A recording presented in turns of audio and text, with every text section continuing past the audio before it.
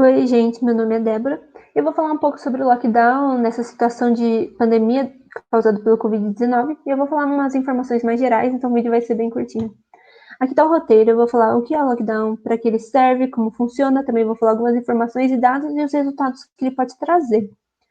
O que é o lockdown? Ele é uma medida não farmacológica, ou seja, ele é uma medida para combater o vírus enquanto ainda não há disponibilidade de medicamentos ou vacinas, por exemplo, que curem ou impeçam a transmissão do vírus.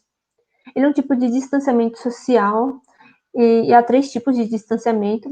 O primeiro é o distanciamento social seletivo, em que apenas alguns grupos vão ficar isolados. E quais grupos são esses? São os sintomáticos e seus contatos domiciliares, aqueles grupos de maior risco de desenvolver a doença ou ter um quadro mais grave, como idosos, pessoas com doenças crônicas, como por exemplo a diabetes, e pessoas em condições de risco, por exemplo, a obesidade e a gestação de risco. E as outras pessoas que não estão incluídas nesses grupos, elas podem circular, porém utilizando máscara, higienizando as mãos, por exemplo. Também temos o distanciamento social ampliado, em que não há limitação a grupos específicos, ou seja, todo mundo tem que ficar em isolamento, porém são mantidos os serviços essenciais, que eu vou explicitar mais para frente. Por fim, temos o lockdown, que é o bloqueio total, que é o nível mais alto de segurança, porém ele possui algumas desvantagens, como o alto custo econômico e a vulnerabilidade de alguns grupos. Isso porque alguns grupos vão ficar sem trabalhar, não vão poder ter seu comércio, não vão ter alguma renda mais regular. Isso vai fazer com que auxílios emergenciais, por exemplo, sejam ativados. Os serviços essenciais também são mantidos e há a restrição da circulação de pessoas, que há nos 3 distanciamentos.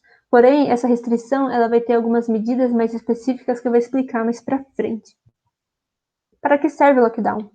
Ele serve para conter o espalhamento do vírus e a contaminação de pessoas, fazendo com que a curva de casos, do número de casos, seja reduzida e o sistema de saúde ele pode, então, se reorganizar. E o que isso significa?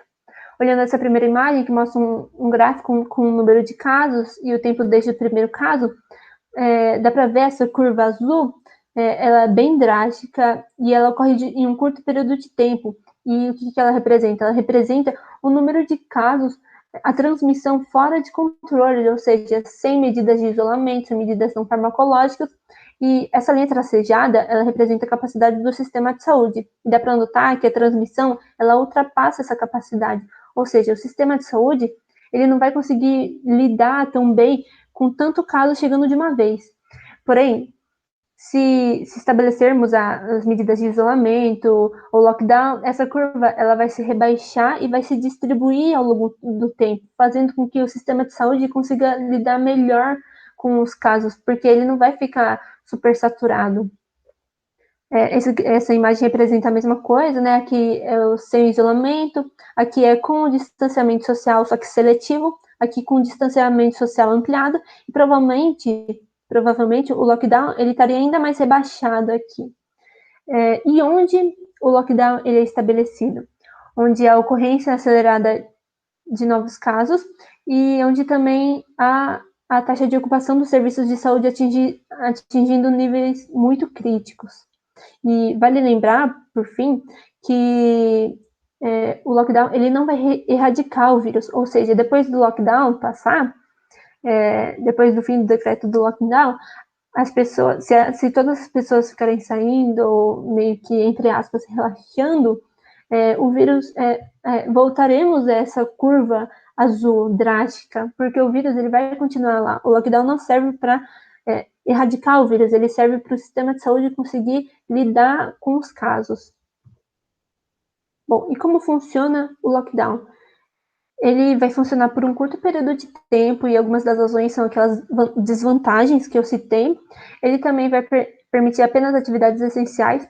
Esse decreto que eu pus aqui desse ano, ele vai especificar direitinho quais são as atividades, porém eu pus alguns exemplos, como atividades relacionadas à saúde, à segurança, e mais especificamente mercados, farmácias, por exemplo, hospitais. Ele também vai estabelecer medidas informativas e educativas. Isso porque o lockdown ele não é padronizado, ou seja, ele vai ser decretado por esferas estaduais e municipais e ele não vai ser igual em todo lugar. Essas esferas, elas vão determinar suas características próprias. Então, como vai ser a penalização, como vai funcionar o lockdown, qual vai ser o período que vai se estabelecer, e a população precisa ficar informada de como vai funcionar para poder seguir as medidas. No lockdown, todas as entradas do perímetro são bloqueadas por agentes de segurança e pelas Forças Armadas, e ninguém tem a permissão de sair ou entrar desse lugar isolado. Isso vai diferir bastante do distanciamento social ampliado. Também vão ser estabelecidas medidas de orientação e de sanção administrativa quando houver infração, Então, por exemplo, no Pará, o cidadão tinha que pagar R$ 150 caso ele quebrasse as medidas. E também o lockdown ele não precisa ser num país inteiro, num estado inteiro, ele pode ser em áreas específicas de uma cidade, por exemplo, em bairros, distritos ou setores. Bom, e o lockdown ele é necessário? Aqui tá algumas informações que eu me baseei nessa matéria do Politize e usem como referência até essa data de 30 de junho, os dados, né? Então, em relação o Instituto de Pesquisa Econômica Aplicada, ele fala que na primeira semana epidemiológica, ou seja, de 22 a 28 de março, o índice de isolamento ele variou entre 62% a 54%. E aí, desde março, isso regrediu 20%, e isso foi acompanhado por um aumento significativo de casos e mortes. Essa imagem ela é mais recente e ela é a praia de Copacabana, e dá para ver, né, que as pessoas estão quebrando o isolamento e viu-se um aumento do número de casos e mortes. Enfim, eles estão relacionados à quebra do isolamento e o aumento dos casos, por exemplo. E onde foi aplicado o lockdown? No mundo, ele foi em primeira vez aplicado em Wuhan, na China, que foi o epicentro, né, da patologia, e também depois foi aplicado em 83% dos países mais afetados. No Brasil, no fim de abril, o Supremo Tribunal Federal ele decretou que medidas deviam ser feitas para o combate à pandemia, e aí alguns lugares, alguns estados, estabeleceram sistemas mais rígidos de isolamento, lockdown. Isso provocou a primeira alta do índice de isolamento, que chegou a 44,84%. E esse dado é que 8,6 milhões, o lockdown ele alcançou 8,6 milhões de cidadãos no Brasil. E esses dois pontos é para reforçar que o lockdown ele não tem um padrão, né? Então eles vão ser definidos pelo prefeito e pelo governador, e é uma medida não farmacológica. Bom, e os resultados? Segundo uma pesquisa do Imperial College de Londres, publicada na revista Nature, o lockdown ele salvou cerca de 3,2 milhões de pessoas em 11 países da Europa, e segundo o National Center of Biotechnology Information, o NCBI, houve redução de 43% nas taxas de infecção na Índia após uma semana de lockdown, e países com infecções e mortes mais altas, como Espanha, Alemanha, Itália, tiveram um desempenho ruim em comparação com aqueles que declararam lockdown mais precocemente, como a Bélgica, Áustria, Nova Zelândia. Mas e aí a gente vê os casos da Suécia e da Coreia do Sul. Eles tiveram um desempenho tão bom quanto aqueles que declararam lockdown no início, né? Declararam lockdown precocemente. Isso quer dizer que o lockdown não faz diferença?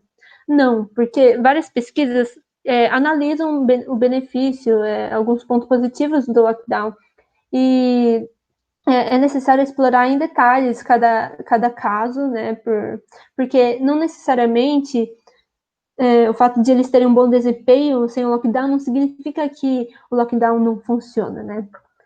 Bom, e em relação ao Brasil, nessa matéria do Politize de 17 de julho, indicou que no Maranhão a taxa de letalidade, um pouco tempo depois de ser estabelecido o lockdown, diminuiu de 8,79% para 4,03%, com a diminuição também da procura de leitos. Mais uma observação final, né, para fechar, é que a gente precisa estar ciente que é difícil analisar o impacto do lockdown isoladamente, pois Diversas variantes estão envolvidas no número de casos e das mortes, mas esses dados que eu apresentei agora, eles podem nos dar uma ideia geral do impacto do lockdown como diminuidor da progressão da doença, né?